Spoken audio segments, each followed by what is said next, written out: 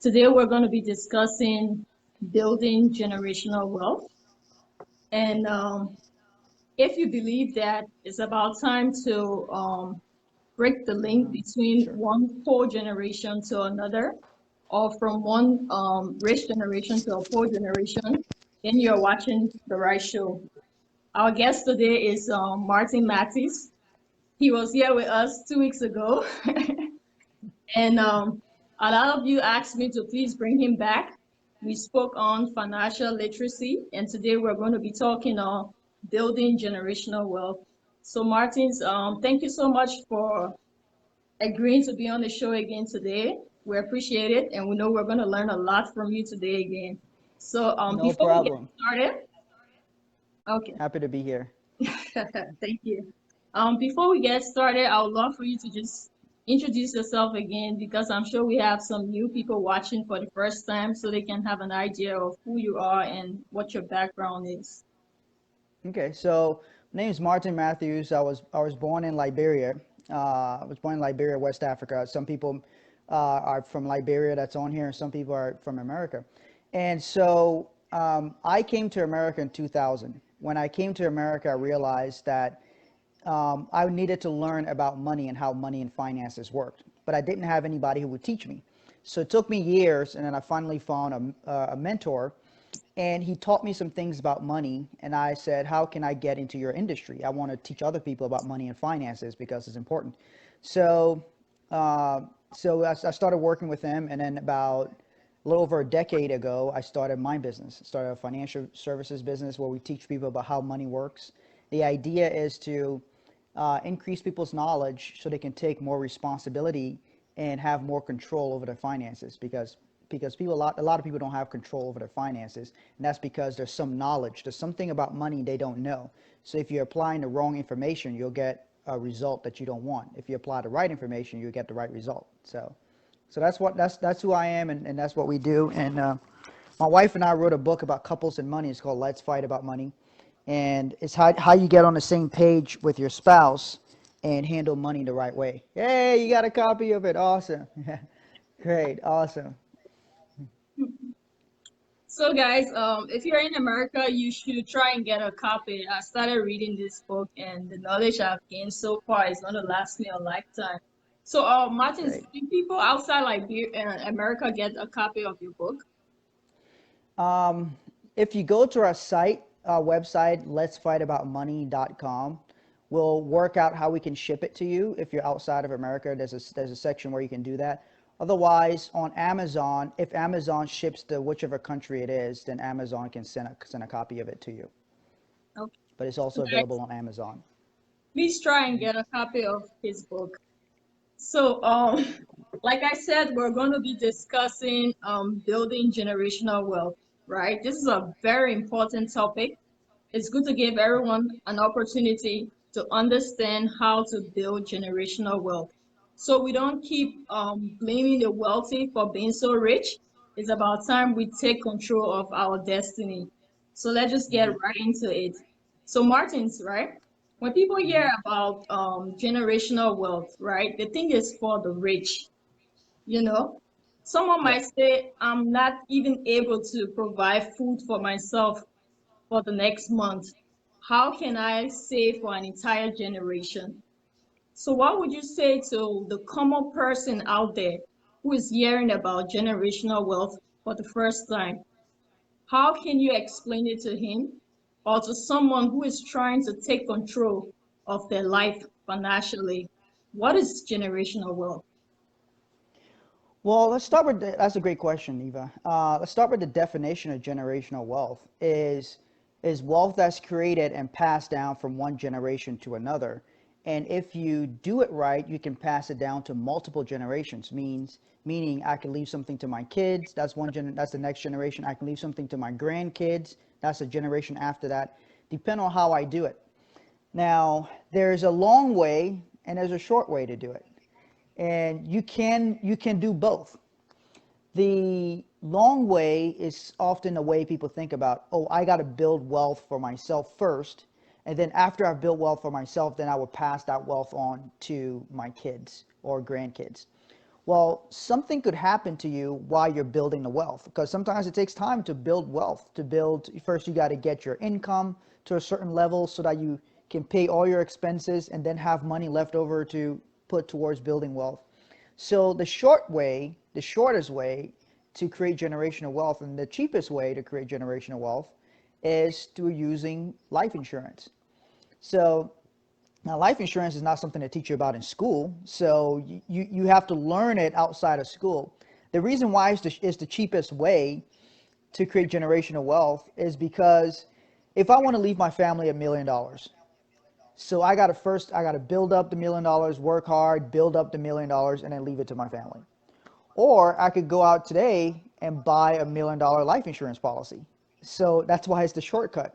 So I can buy $1 million life insurance policy, or whatever that amount is for you. I buy that $1 million life insurance policy. Now I have $1 million estate. If anything happens to me, my family, my beneficiaries will get the $1 million. Whoever I put down to get the $1 million, right? So that's the short way. For most people who are just trying to get things going, that's your cheapest way to do it. You can find life insurance for not very expensive that most people can afford. Um, Life insurance is cheaper than your car insurance. Life insurance is cheaper than your homeowner's insurance. Life insurance is cheaper than so many other insurances that you get, depending on the type of life insurance that you get. So one of the licenses I have is I'm a licensed person to do life insurance. We have different licenses, but one of the licenses I have is being able to help people around the country with life insurance. And because that's your fastest way to leave generational wealth. If you pass away before you build the wealth, your family is automatically set. And there's some types of life insurance now if you get sick, because that's one of the other things that can interrupt you building your wealth. So let's say I'm a young, healthy guy, I'm building my business, doing all this stuff, and then I get hit with cancer, or I get sick, or I get into a car accident, and now I'm like in a wheelchair, and I can't go to work the same way as I could before. So now that's just interrupted my ability to go build wealth. So there's some life insurance policies that would pay you while you're still living. So if I get sick or hurt, boom, they can write me a check for up to 1.5 million, and I'll get that money in cash, and now I can go do different things with it, you see. But until you start using financial products like that, or first you become aware of them, you may not even know that exists. So that's your shortcut to generational wealth. And then your longer way to generational wealth is you build up some kind of business, you build up assets, and then you pass that on to the next generation. What are some of the prevailing needs of generational wealth, and how can a person spot them and get rid of them? Well, most things when it comes to money. The first thing to know about money is it starts up here, it starts in your mind. Money is a tool created by man. You know, God didn't create money, man did. So that means there's certain rules money follows. And part of the deal with the rules that follow, I can still hear it on Instagram. Part of the deal of the rules money follow is that how you think about money impacts how much money you'll have, or what you do and how much wealth you build, right? So if you're trying to build generational wealth, the first thing you got to do is you got to agree that it's possible. You got to make a decision or make a commitment that, okay, I'm going to build generational wealth. I'm going to do it. I'm going to figure out how I'm going to do it. And I'm going to do that for my family. A lot of people can't overcome those mental barriers. They think, oh, it's going to be too hard. I'm broke. I come from a line of people who had nothing. So they limit themselves. It's their own self-imposed barriers. The people who try to figure out, okay, how can I make something possible? Those people always seem to find a solution. So that's the first thing it starts with. In your mind, you got to make a decision. I'm going to leave generational wealth. I'm going to build and leave generational wealth to my family. So that's the first thing you do. The next thing you do then is you start asking how. Okay, how am I going to do it? You start by seeking advice. Look at people who have done it or are doing it, and then look at what did those people do. So I always try to give as much real life examples as possible. So those are some of the things I did. I have millions of dollars of life insurance on me. So if I passed away today, I have it set up in a way that my family would be fine, besides my business, other assets, and things like that. So my family, my kids, I don't have any grandkids, but my grandkids will be fine. Maybe even great grandkids because of the things we're setting up already. So a person has to make that decision and then start to seek the right advice and the right information so that they can be able to ensure that their plan, becomes a reality. Thank you. I think we have to either get you off, IG. Off Instagram, yeah. Yeah. Okay. Because most of my friends and followers are on Facebook. So if you guys want to see his face, please join us on Facebook. Your question was about what things might get in people's way or generational wealth. What things they need to be aware of for generational wealth. So one of the things I was saying when it comes to generational wealth is number one, it starts in your mind. Any wealth in general starts in your mind. So a person has to make a decision that they're going to do this for their family. They're going to decide, hey, I may not be where I want to be right now, and things may not be perfect, whatever it is, but I'm going to leave generational wealth for my family. So a person starts there, right? They make that decision. Then from there, they'll look at, okay, who's doing this or who can help me, and they start to seek advice on how to do this. Because if everybody had this roadmap on how to do it, everybody would be leaving generational wealth. But most people don't have a roadmap, so they try to figure things out, they hit any barriers, and then now they go backwards. They go like, hey, you know what, this is too difficult, I can't do it. But if you start by first making a decision, I'm going to figure it out, I'm going to learn how to do it, and I'm going to make sure this happens for the next generation, for my kids and grandkids. They start step one, make the decision. Step two, seek out people who can help you, who can advise you on it, and they will help guide you in setting things up the right way. But those are the steps you take to make sure that the next generation is okay, that the next generation has the things they need to be able to survive and to flourish and prosper and continue to do well. Okay. Thank you for that. Okay, No so problem. now that you've given us the basics of generational wealth and how to dispel those myths, what are some of the practical steps or let's say achievable guidelines one could follow to create generational wealth? Should they be followed in any particular order? Yeah, the first thing you do is you first have to look at whatever finances or resources you have now. So first you gotta step one, look at your money. Okay, how much money do you have? If you're starting from zero, okay, then the money you have is zero.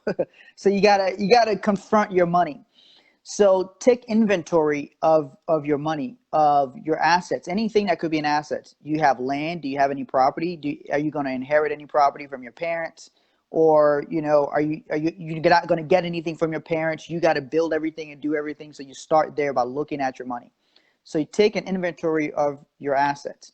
The next thing is from there, I would do first start by doing the shortcut on doing generational wealth, building generational wealth for your family is getting a life insurance policy. So talk to a financial person. It could be me, it could be somebody else. Talking to a financial person and saying, okay, what type of policy, what type of life insurance should I have in place based on my income, based on the assets I have? So a good rule of thumb of how much a person should have is about 10 times their annual income, right? So if somebody makes $40,000 a year, they should have about $400,000 worth of life insurance, right? That can cover most things and leave a good lump sum to the family. That's 10 years of your income. If a person leaves 20 times their income, 20 times their income, so if somebody makes $40,000 a year and they leave $800,000 of life insurance, that means that person can leave $40,000 a year to their family for the rest of the family's life. It would be as if they were still there producing money every year. So if you leave 20 times your income, that can basically take care of the family, replicate your income for the family for the rest of their life. So that's just the math on it, but you should have about 10 times your income as a good starting point, right? So step one, you take inventory of your assets. Step one, look at what your income is, all those things. That's what taking inventory of your money is. Step two, look at life insurance policies. Then step three, after you've looked at a life insurance policy, decided what's the right one, put it into place. then you look at, okay, what's my long-term building wealth plan? Um, am I going to build wealth through a business? Am I going to, okay, if I don't have any business experience, am I going to go work for a business owner who I can learn from and teach me how to build a business? Or am I going to build wealth some other way? Am I going to, work for someone else, make a lot of money, take that extra money and invest it? Am I going to build wealth by investing that way? Whichever way you do it, or am I going to buy real estate? Am I going to buy land, or am I going to buy apartment buildings? Whatever it is, you have to look at what is going to be your wealth building vehicle, your wealth building path, and thinking about it. In my case, my wealth building path has been my business. So I started a financial business. I had already started on my pathway to wealth, but then I started a financial business, and then I grew my financial business to a point where the business operates primarily in America. So I'm in 40 states in America now, as far as where we have clients. And then by producing more than enough money to run my life. So let's say whatever it costs me to run my life, I need to earn more than that. And then I take that difference and I put it into vehicles. I can put it into real estate. I can put it into other types. I can put it into life insurance. I can do lots of different things with it to continue to build my wealth from there. Right. So once you start looking in stages, step one, take inventory of your money. How much money do you have? How much money do you make? Where's your money going? Do you have any extra every month? Step two, get a life insurance policy. Talk to somebody about the right kind of life insurance policy for you, because you can immediately set up generational wealth just from that alone. And then step three, look at think about it. You may not have the answer to that right now, or you might. Think about, okay, what's going to be the vehicle that I use to build my wealth or build my career? And then if you don't know enough about that area, learn about it, or find a mentor in that area who can teach you those things. So that's what I would say as kind of the main steps a person can take right now to make sure they're leaving generational wealth for their family. That's good. Because I noticed it has kind of become a trend in America. Now, when you Yeah. talk to young people, everyone is so focused on building generational wealth. I was talking to this gentleman, and he's like, my parents didn't do us justice. And I was like, what do you mean by that? He's like, they didn't leave us anything. So I don't want to do the same to my kids. And then he Mm-hmm. said something that is very interesting. I think people watching should try and practice it. He said his brother is like educating their mom about building generational wealth. So they're trying Mm-hmm. to get her on board so they can bridge that gap of the mistake she made during her time, so they can start building wealth together and they can pass it on to their children. So that's a good step. That was something good their family is trying to do. So thank you Yeah. for that. Mm-hmm. Okay, just to narrow the discussion towards the middle class, right? What would Yeah. you say are some of the major challenges the middle class face while building generational wealth? Because is obvious that most times people in the middle class turn to fall back into the lower income bracket due to Yeah. their spending habits. So what do you think they're doing wrong, and how can you advise them going forward? Well, the first thing they're doing wrong is they're financially illiterate. Um, Most people are financially illiterate. 2 out of 3 people are financially illiterate worldwide. It's the biggest economic crisis in the world, because if you don't understand how money works, you don't know how to get enough of it to take care of your family, right? So the problem that the middle class face is that they have wrong information, and they're operating and making decisions from wrong information, right? So if to give you an example, here's an absurd example, right? If the information I had was it's gonna rain today, and it tell me wear your raincoat or bundle up, but it's 100 degrees outside. If I go outside, it's not gonna work well for me. I'm gonna be uncomfortable. I'm not gonna have a good experience. It's not gonna be good. It's a crazy example I gave, but it's the first one that came to my mind, Mhm. because that's what happens when you have the wrong information. When you have wrong data and you apply that wrong data, you don't get the result you're looking for. It's like if I have a calculator and then I do 5 plus 5, the calculator is supposed to tell me 10. But if somewhere in the calculator, instead of the number that when I do plus 5, it adds plus 7, then my result will be 12. And I keep wondering, well, if I'm adding 5 plus 5, how come I keep getting 12?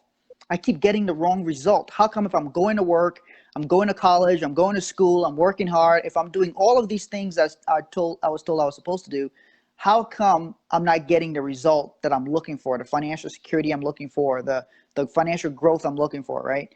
So because of the wrong information is why you see a lot of the middle class fall behind.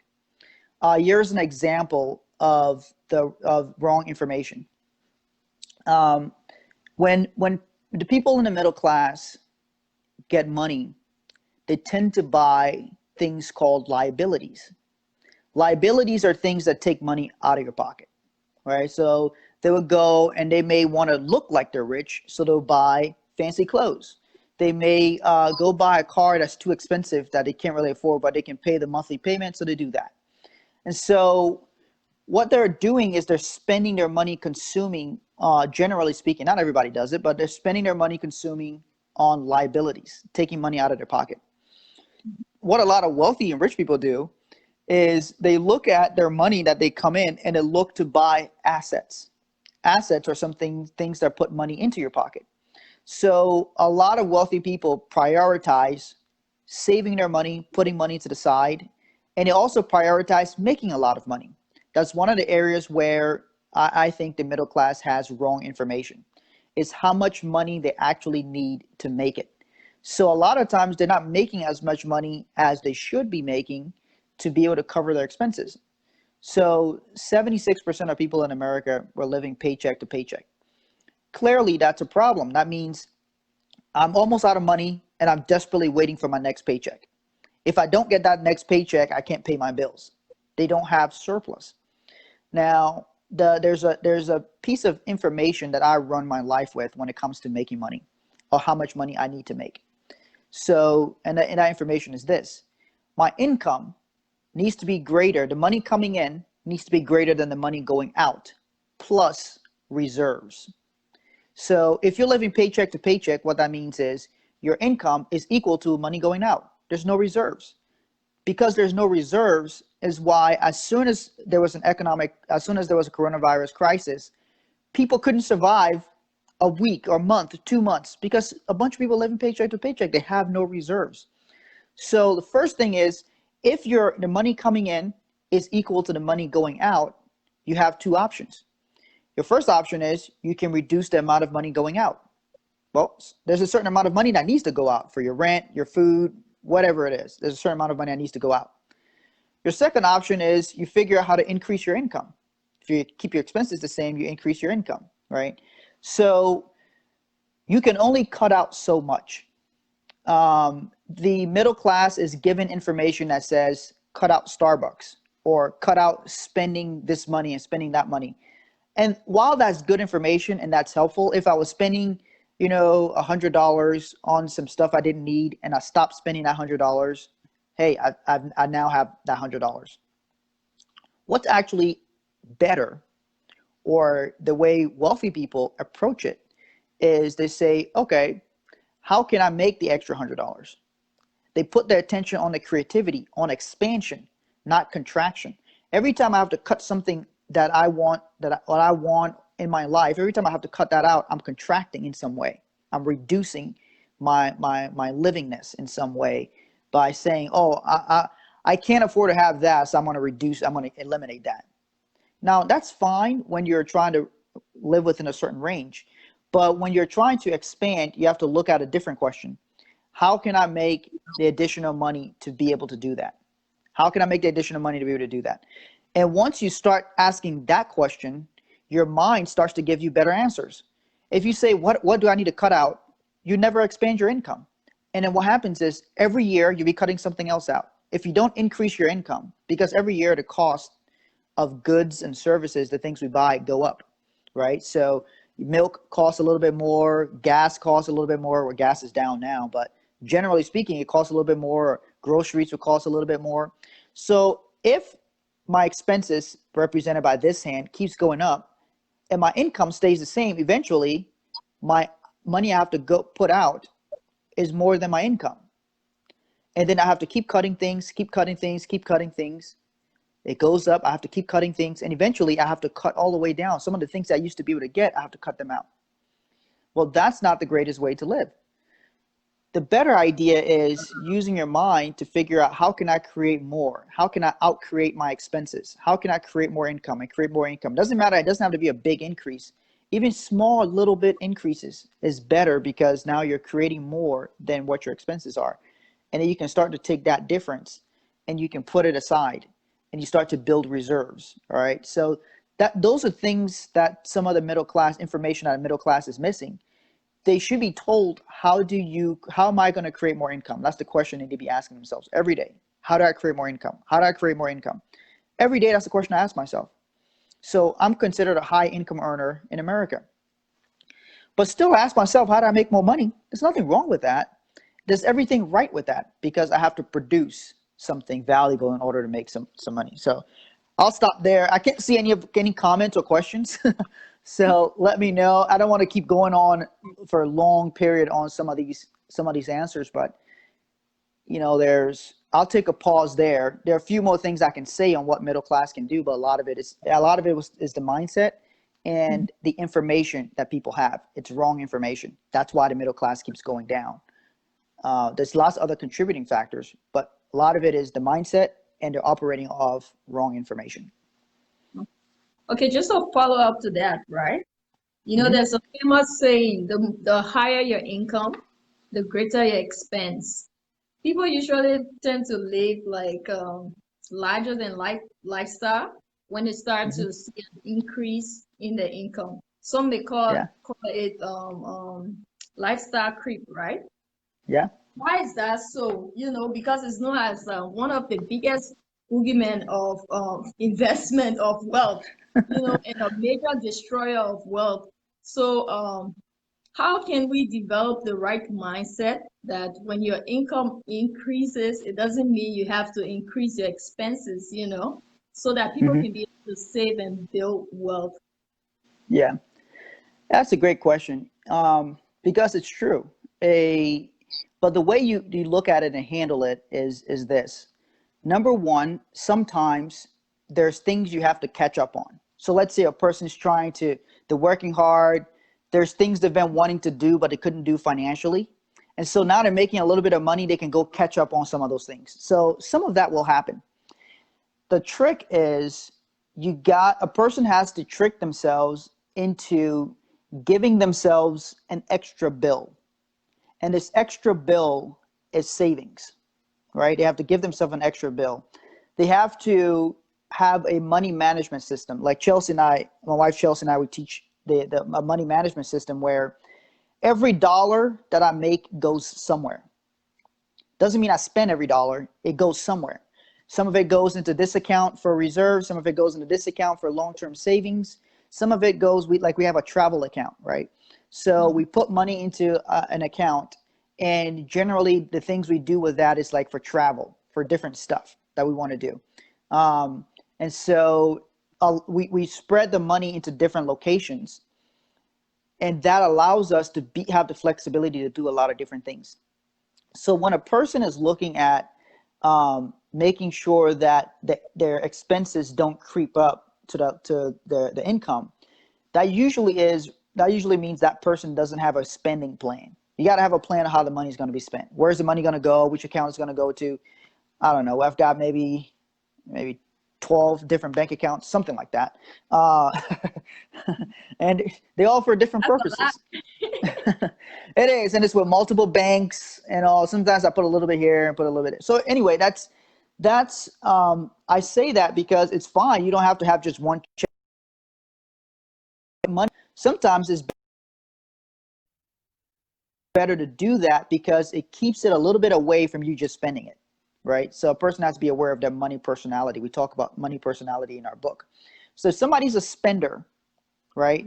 And their thing is they like to spend money. Like in our relationship, I was more of the spender, Chelsea was more of the saver. And now we're both wealth creators. We've elevated to becoming wealth creators as our money personalities, right? So I liked spending money. So the way to handle that is you think of it like something you have to spend money on. And then you have to trick yourself in spending money on assets. Things that if you're putting money into your bank account and you say, look, I'm going to spend $500 to my bank account. Whatever, however you trick yourself into doing it is the way you do it. But you got to give yourself a bill. You got to say, look, that $500 that's going to my other account has to be paid. I got to pay that. And so just like your light bill has to be paid, your car payment has to be paid, your rent has to be paid. If you don't pay it, they kick you out of the house, right? So it's the same thing with giving yourself what I call quote unquote a bill. It's not a real bill. Anybody can give themselves a bill. Okay, I'm going to bill myself $500 a month towards this other account, or $100 a month, or $50 a month, whatever it is. Once you get into that habit of pushing that money to the side, you actually feel more and more empowered. It actually gives you the freedom to spend the other money. One of the things we do is we have something called fun money. Now that our income is a little bit higher, we have more flexibility on the fun money. But one of the things we used to do was put money specifically aside in a fun account, right? Certain percentage of my income goes towards fun money. Fun money you can spend on anything. So if somebody wants to make sure they saving money or putting money aside and not feel like they're being stingy on themselves, is they can put a certain percent of their income towards their fun money. And then they can go and blow the fun money however they want. But then it will still means they still got savings. They haven't spent all of the money, which is the problem people tend to have. It's just spending all of the money. By dividing your money and putting it into different accounts, this is my fun money, this is my money for reserves, this is this, then you'll be able to see. If you got $2 in your fun money, then you go have $2 worth of fun. Figure out what you can do for $2. If you got $200, then you figure out what you can do for $200. So that's the idea. You have to enforce the discipline on yourself if you don't want to be broke, and you have to create a desire for having assets, things that can produce more value to you than just spending your money on things that don't spending your money on frivolous things. I was trying to see if we had some comments. So in order to build generational wealth, right, you have to put certain things in place like money, properties, to ensure that the wealth is passed down perpetually. Mm-hmm. Okay, in our formative years, right, we mold core values. Do you think it is essential to have wealth generating discussions with your kids? Oh, of course. Um, like our son Chelsea started teaching him good money habits when he was 6 years old. He's about to be 15 now, so he would teach other kids good money habits because of things he learned. The money system I'm talking about that we teach people, you put a certain amount of money towards giving, certain amount of money for savings, certain amount of money for stuff you want to do for fun money. He does all of that with his money, right? So if he earns money, he has different wallets he puts his money into. All of that's for different purposes. So now he has a bank account, so he can have money in a bank account. But before, his whole money system was he put money into different wallets for different purposes, right? And so the idea is having these discussions with your kids is very important. The reason why a lot of people don't have these discussions with their kids is because they're not having those discussions with themselves. They're not talking about it with themselves. They're not talking generational wealth with themselves. It's a buzzword. A lot of people are saying generational wealth, but they're not really. I haven't found a lot of people who are really, really set up for generational wealth. Even people who have a lot of money. I give you an example. You mentioned something a little bit earlier. I give you an example. Um, my father passed away many years ago. My mother's still alive, but my mother doesn't have a lot of assets or lots of things that she can leave to me. So one of the things that we did is we had my mom get life insurance on herself. So she got life insurance on herself, which now will produce an inheritance to me and my siblings, you see. So here's my mom not able to leave me stuff, but through using financial vehicles like that, we're able to then create an inheritance. It's a self-created inheritance. So what that means is my mother will pass away 30 years before I do, 40 years before I do, you know? So that means she now will leave me assets that I can then use over those next 40 years, over those whatever 30, 40 years, whatever it is, to build with, right? So I create an inheritance from my mother. I can use that to build with and then pass that down to my son and grandsons.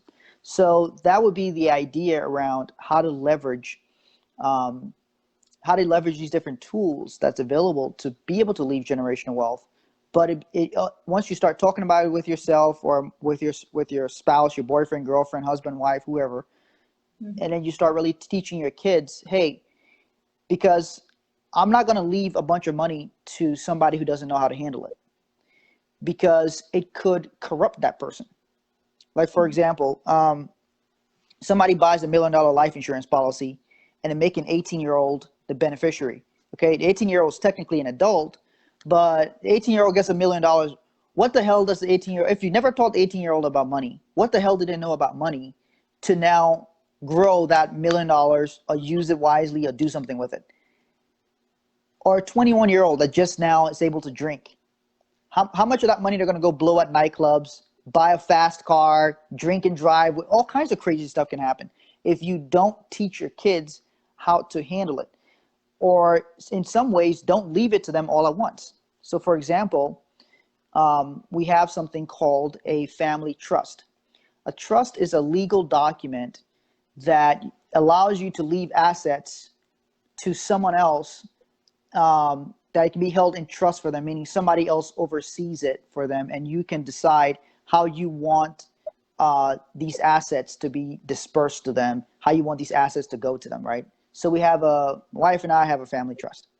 Now, we have a minor son. He's not 18 years old, so technically he can't inherit money. So what if my wife and I in a car accident will both pass away? So now we have a minor son.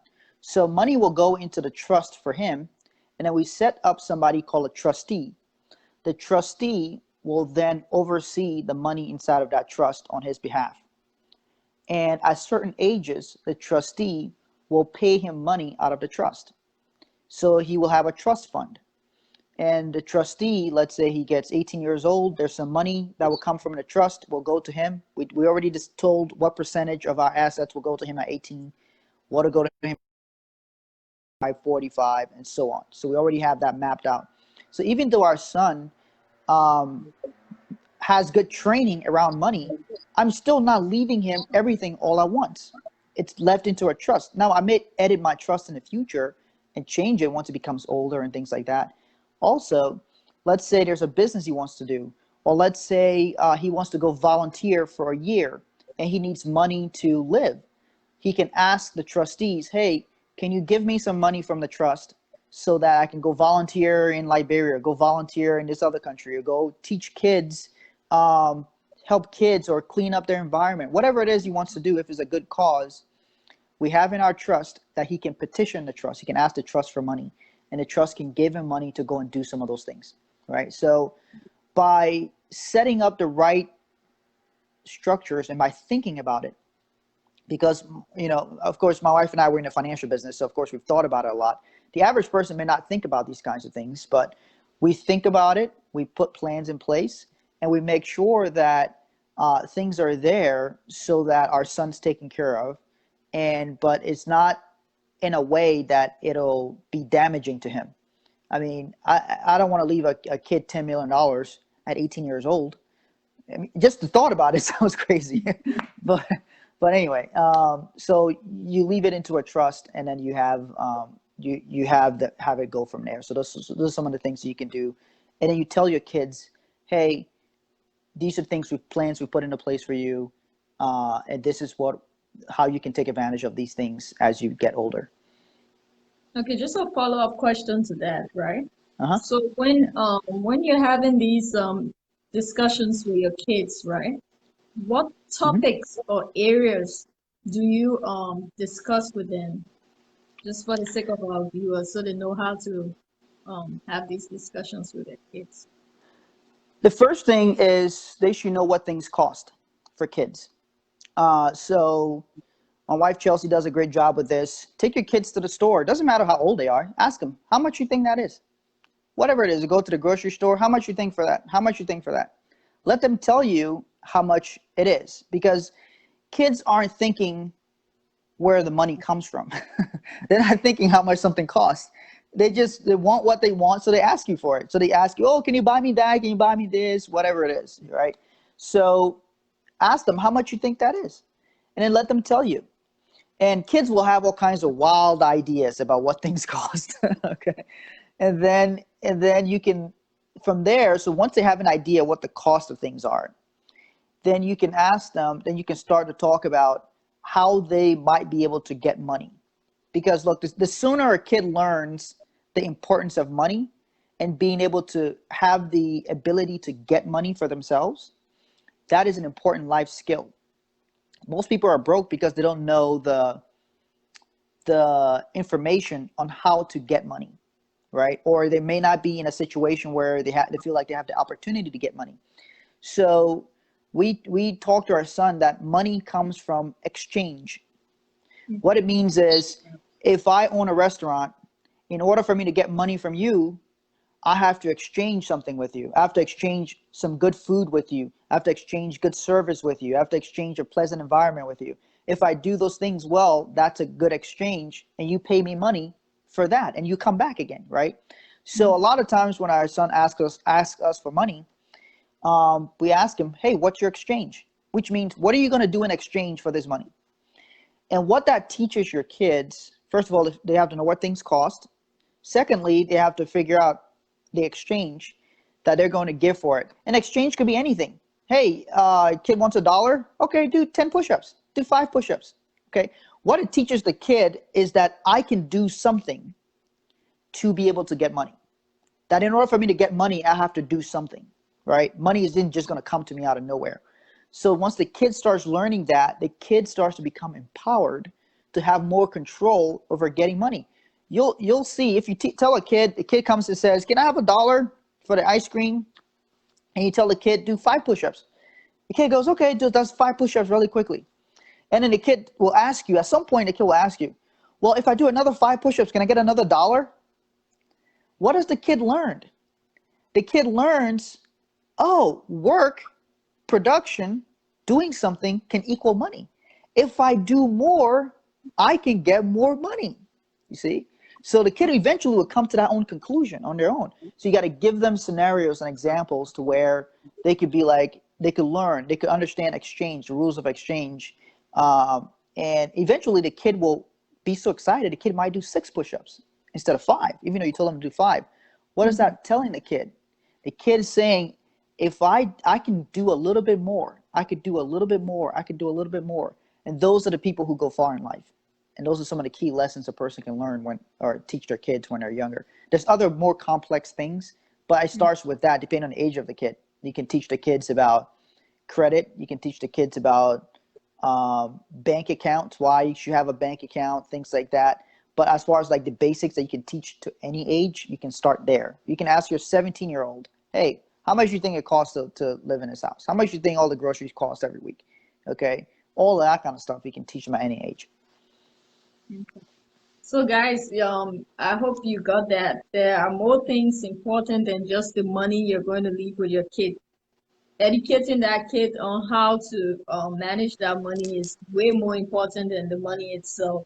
So if you have Yeah. kids, it's about time you start having financial literacy discussions with them. But before we move ahead, someone asked a question. I'm taking you back, Hmm. right? Sure. She said, this is Janet Moore. She said, why is it necessary to keep your money in the bank when you will have to spend it anyway? So you mean like keeping your money like what, at home or outside of a bank account? I think she's trying to say, like, if you put a money in the bank, you can always go there and take it out and spend it. So what is the benefit of putting the money in the bank when you have easy access to it? Well, it depends. Like depends on where you live. Like in America, if you put your money in a savings account, you can take out 6 withdrawals in a month. Anything after 6 withdrawals, they charge you fees, right? So even though you can easily spend it, you can put it in a different bank. And then you can not carry the bank card with you or just have a savings account at a different bank, which makes it a little bit harder for you to get to it. There's other things you can do with your money besides just putting it in the bank if a person is concerned about themselves spending. If they're concerned about spending money that they have put aside, that means there's a much deeper problem. It means this person has um, can't control themselves when it comes to spending money. Even if it's in a separate bank account, even if it's in a savings account, not at the same bank. So a lot of times people have the checking and savings at the same bank. So when you run low in your checking account, you just switch money from your savings account. Boom, now you can spend it. If you put it in a separate bank, a different bank that you don't use for checking or don't use as often, then it puts a little bit more of a barrier. It makes you think a little bit more about it. Hey, do I really want to go and use that money over there? It's not the one I normally use, so do I really want to go do that? It creates a little bit more barrier to getting access to the money. You can also put it in other vehicles. We put money into life insurance policies. Life insurance policies, we have different types of life insurance policies. Some of the life insurance policies we have build cash, right? So we put some of our money in there because it can earn a higher rate of return than the bank. So it grows more than if it's just sitting in a bank account. But there's steps to this, and it just depends on where the person's at. If they're just kind of getting things started and want to get rolling, those would be your first thing to do. Set up a separate bank account, a separate savings account. If you think the kind of person who would like get to it or try to use it, set it up at a different bank, right? And set it up specifically for reserves. And then if you still don't think that'll work for you, then we can look at other types of vehicles you can put your money in that makes it a little bit harder for you to get to it, so that it's not so easy for you to just like swipe your card or go and just use the money whenever. So that's would be the way I say you kind of have to enforce that discipline on yourself. So Jeanette Moore, that is it. It's all about discipline. And the Yeah. banks in Liberia have something called fixed deposit accounts.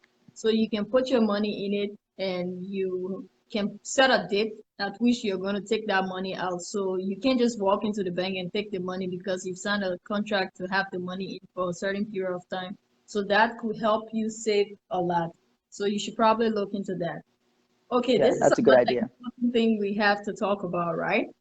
Mhm. There are many instances where parents build successful businesses, and down the line, the kids don't want to have anything to do with it, right? They don't want to Yeah, be a part of it. They want to choose yeah, their own path. So, yeah. what can you do to ensure that the business does not die with the founder? Well, that's a really good question. There's You have to have what's called a succession plan, especially if you build a successful business. A succession plan means who's going to succeed after me. It could be your kid, it could be somebody else, but it's very important that you groom somebody to take over the business, to do a activity. One of the things that we do, just as a little side message, is we write down policies in our business. If there's something we do that we like the way we do it, we write it down as like a successful way to do it, right? So when you have those kinds of policies in place and you're following how everything should be done for every job in a business should have policies on how to do it right. That makes it, in the executive, the owner, has to write out their own things that they do that's been effective in their successful actions in their business. What that means is they can turn that over to somebody else. Even if it's not their kid, they can turn that information over to somebody else. Somebody else can take that and it can be almost like a historical record of the person's successful actions that they did.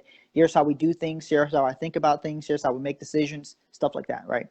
So that's something that a person can do. The other thing is, if a person's looks like the kid's not going to want to be part of the business, you have to start looking for a successor. One of the things you can do, and I like life insurance a lot. We use life insurance for 50 different things. One of the things we advise like our clients to do is, let's say the client is a business owner and they're concerned that if they retire or leave or pass away, they need to find somebody competent to run that business. There's a type of life insurance called key person life insurance, which means Is a life insurance on a key person to the business? So of course the owner is a key person to the business. It can be any, you can use any type of life insurance for this, just that the business may be the one that owns it and stuff like that. So let's say this person doesn't have somebody they're grooming for it, and the person's kid doesn't want to be involved in the business at all. When that person passes away, the business can have a lump sum of money drop into the business account.